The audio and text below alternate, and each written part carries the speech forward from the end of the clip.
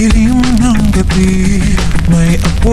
Isang mapagpalang araw mga kapamilya at buong akala ni Gabo na ang mga pulis na sumalakay sa kanilang lugar ay ang tunay na dahilan kung bakit nalagay sa bingit ng kamatayan ang kanyang amang si Rudy. Dahil dito wala siyang ibang iniisip kundi makahanap ng paraan upang makaganti at makalikom ng perang kailangan para sa pagpapagamot ng kanyang ama. Hindi niya alam na mas malalim pala ang ugat ng lahat ng nangyari. Samantala habang nangyayari ang misyon, lalong tumitindi ang alitan sa panig ni Samantha. Sa bawat pagkakataong nalaman ni Ricardo ang kanyang mga kilos, puro pang mamaliit at pagdududa lamang ang kanyang natatanggap. Ngunit sa halip na paghinaan ng loob, lalo pang naging determinado si Samantha na patunayan sa kanyang ama na mali ang tingin nito sa kanyang kakayahan. Dahil sa malamig na pakikitungo ni Ricardo, hindi na rin maiwasan ni Samantha na itanong sa kanyang sarili kung tunay ba talaga siyang anak nito. Ngunit ang hindi niya alam, may mas malaking lihim na matagal nang itinatago ang kanyang ama.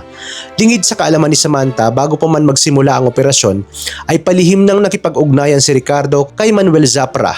Isinumbong niya rito ang nalalapit na entrapment operation labang kay Victor alias Tigre. Iyong basta babala lamang dahil matagal lang nagkasosyo sina Ricardo at Manuel sa kanilang mga illegal na negosyo. Kaya naman habang naniniwala si Samantha na suportado siya ng kanyang organisasyon, may taong unti-unting sumisira sa kanilang operasyon mula sa likod. Ngunit mas matindi pa rito ang revelasyong nakatago sa likod ng buong misyon. Ang mismong taong nag-utos kay Gabo na hulihin si Victor alias Tigre ay si Tatang.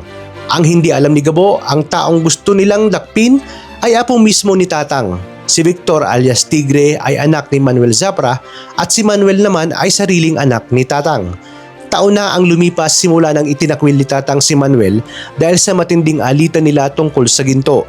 Nais noon ni Tatang na maibalik ang nararapat na yamang kay Rudy, ngunit pinili ni Manuel na makipagsabuatan kay Ricardo.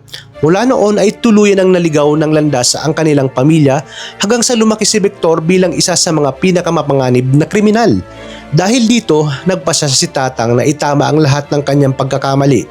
Hindi niya ipapahuli si Victor para ipahamak ito, kundi upang mapigilan ang tuluyan itong pagbagsak.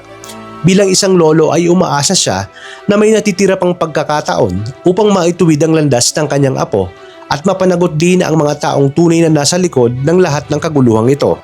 Kasabay nito, hindi pa rin ibinubunyag ni Tatang kay Gabo ang buong katotohanan.